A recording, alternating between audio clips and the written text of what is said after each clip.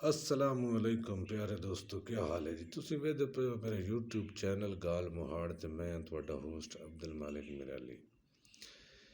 सब तो पहले तो अज खुशी के 22 साल बाद पाकिस्तान ने इंडिया नू मैच हराया और जिहड़ी समोग है पई इहदी वजह तो हर बंदा अपने घर कमरियां च बाल बच्चों नू लैके ते एहतियाती तदाबीर नाल है।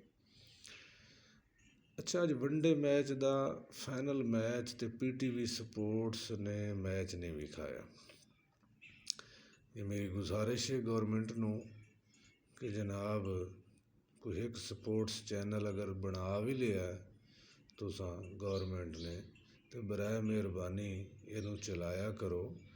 अगर अज मैच नहीं विखावना तो कम अज़ कम कल तले ये खबर दे देनी आई भी इस वजह तो असा तुहानू मैच कल का नहीं विखावना। पूरे टाइम तो एवं दुनिया नू परेशान किया तो ये अच्छी गल तो नहीं है। टैलीविज़न फीस तो तुसा बिजली के बिलों च लै लैनी है। अगर किसी दे कोई 4-5 मीटर हैं तो इस हिसाब नाल ज़रा हिसाब लाओ भी तुसा खा मखा 35 रुपये फी बिल नाल लैने। वो मस्जिद का होवे, इमाम बारगाह का होवे तो भावें चर्च का होवे तो भावें गुरुद्वारे का होवे तो भावें किसी के घर का होवे। वो 35 रुपये तुसा लै लैने।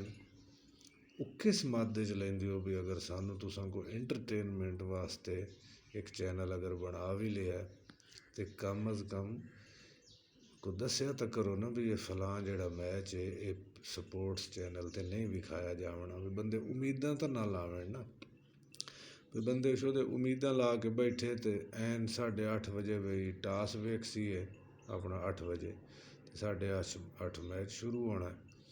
तो 1 मिनट बाद पहले वो भी जियो न्यूज़ ते सिकंदर बख्त दसिया कि ये PTV स्पोर्ट्स जिहड़ा मैं 7 बजे का लाया होया हाले तक उस ते कोई प्रोग्राम नहीं, कोई सिस्टम नहीं भी कोई मैच विखावना या नहीं खावना।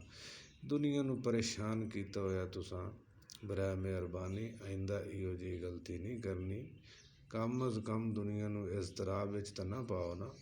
दसिया करे PTV की मैनेजमेंट है जिहड़ी वो दसिया करे कि कोई मजबूरी है, कोई मसला है तो कम अज़ कम बंदियां नू दसिया तो वने ना भी इस मजबूरी के तहत तुहानू मैच नहीं विखाया वजना। बंदा उनका मुतबादल कोई इंतजाम करे।